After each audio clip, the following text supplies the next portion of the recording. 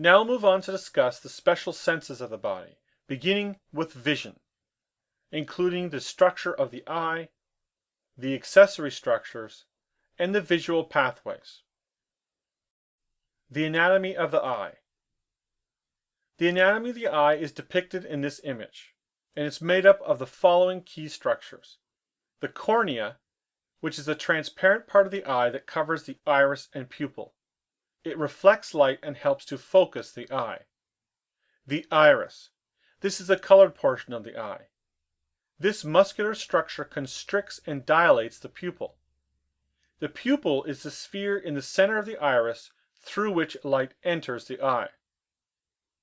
Within the eye is the retina, macula, and the optic nerve or disc. At the posterior portion of the eye is the optic nerve. This transmits the visual information. The sclera and cornea of the eye. The outermost layer is known as the fibrous tunic, and this is made up of the cornea and the sclera. The sclera covers the majority of the eye surface and makes up the white of the eye. The extraocular muscles that move and position the eye during vision insert onto the sclera. Blood vessels and small nerves enter the deeper structures of the eye through the sclera. The cornea of the eye is continuous with the sclera, and it's made up of a dense matrix made up of multiple layers of collagen fibers. The cornea and the lens refract the incoming light and provide most of the optical power of the eye. The physical functions of the eye. The human eye detects light and transmits nerve impulses along the optic nerve to the visual area of the brain. The eye itself detects light within the visible spectrum. This is between the wavelengths of 400 nanometers to 750 nanometers. The light excites the retina at the back of the eye, and the retina contains the photoreceptor cells that convert the light into nerve impulses. Located deep in the posterior portion of the eye is the retina. The retina of the human eye converts light into chemical energy. It's made up of a number of layers of cells that give rise to the optic nerve. In the center of the macula is the fovea, and this is the most sensitive region of the eye to incoming light. The fovea has a high concentration of cone cells which function best in bright light. The fovea provides us with sharp central vision, and our eyes move so the target we're looking at is focused to the fovea. The histology of the retina.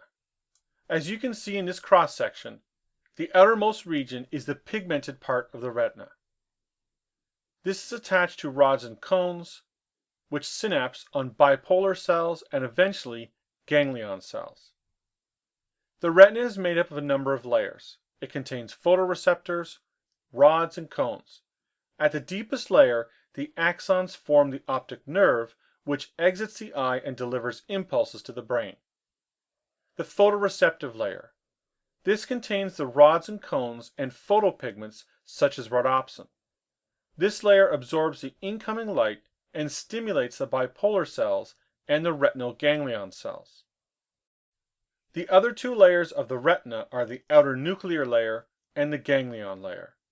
The outer nuclear layer contains the synapses between the photoreceptor cells and the retinal neurons.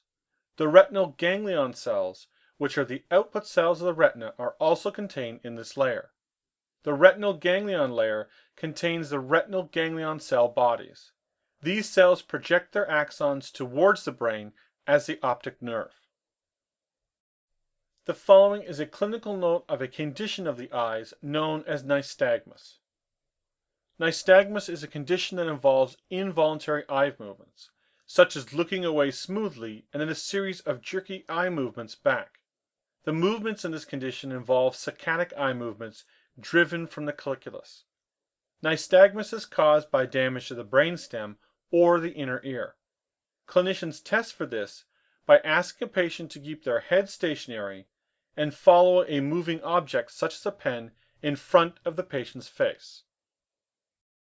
In order for our eyes to function, they must process the incoming light. The following is the path of light through the retina. First, light is absorbed by rhodopsin, and this triggers a signal that's amplified within the rod cells. The sodium channels in the rods, after stimulation, facilitate an influx of sodium which depolarizes the rod cell. Next, the bipolar cells synapse with and activate the retinal ganglion neurons through synaptic potentials. Within the retina, signal processing takes place which generates a cell's receptive field. The retinal ganglion generate and send an action potential along their axons towards the brain. There are two types of photoreceptors in the retina, rods and cones. Rod cells are approximately 100 times more sensitive to a single light photon than are cones. The fovea spot on the retina has the largest concentration of cone cells in the eye. The outer segment of a rod cell contains many more rhodopsin molecules than cone cells. In general, there are more rods than cones in the retina, and this facilitates vision in dim light conditions. Multiple rod cells converge on a single interneuron, and this arrangement amplifies the signals, but the system loses some image resolution. Rod cells are narrow and have only one type of light-sensitive pigment, reducing their function in color vision. Rod cells synapse with bipolar cells. The other type of photoreceptors in the retina are cones. These are less sensitive to light as compared to rods, but they're involved in color vision. There are three types of cone cells, each with a different light-sensitive pigment. Cone cells are lower in numbers as compared to rods, and the loss of cone function in the eye causes legal blindness, whereas the loss of rod function leads to night blindness. The shape of cone cells is different than rod cells. Cone cells are somewhat shorter. The trichromatic theory of color vision. This theory states that color vision in humans is possible because of three different groups of photoreceptors in the retina. There are three types of cones whose pigments have increased absorption for either blue, green, or red light.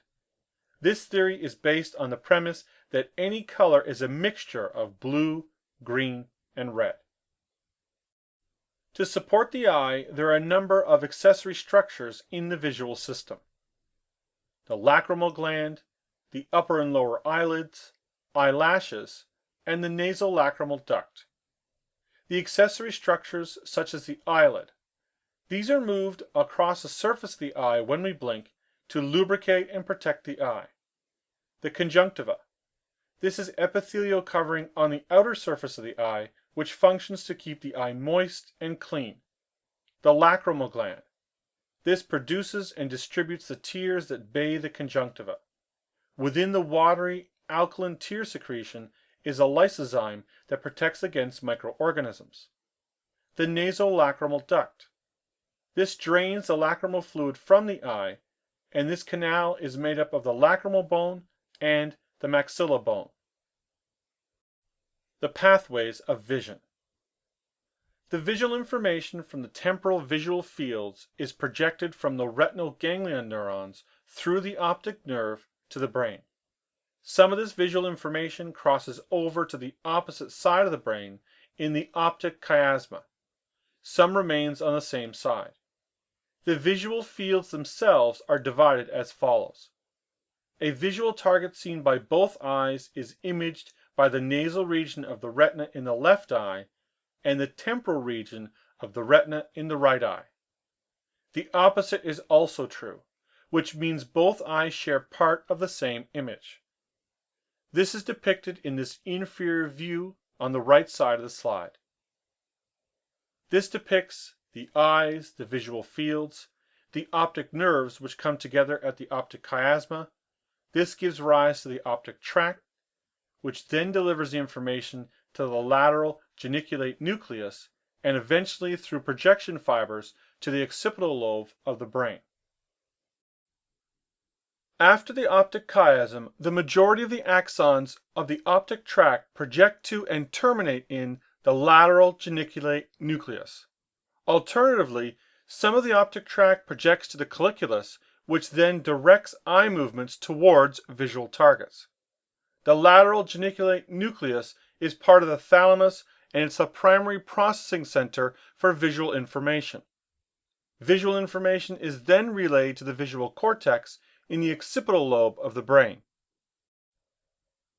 The following are some examples of diseases and conditions that affect the eyes and visual system. Number 1, conjunctivitis. This is also known as pink eye, and it's caused by damage or irritation of the conjunctiva of the eye. Bacteria, viruses, and fungal infections can cause this temporary eye condition. Number 2 is a more serious eye condition known as glaucoma. This involves an increase in the intraocular pressure within the eye, and this increase in intraocular pressure can lead to nerve fiber distortion and changes in vision. Number 3 is retinal detachment, and this is considered a medical emergency. In this disorder of the eye, the retina detaches from the underlying supportive tissue. The symptoms include flashes of light, a sudden increase in the number of floaters in the eye, and shadow formation in the visual field. This requires surgery to fix and seal the breaks in the retina attachment.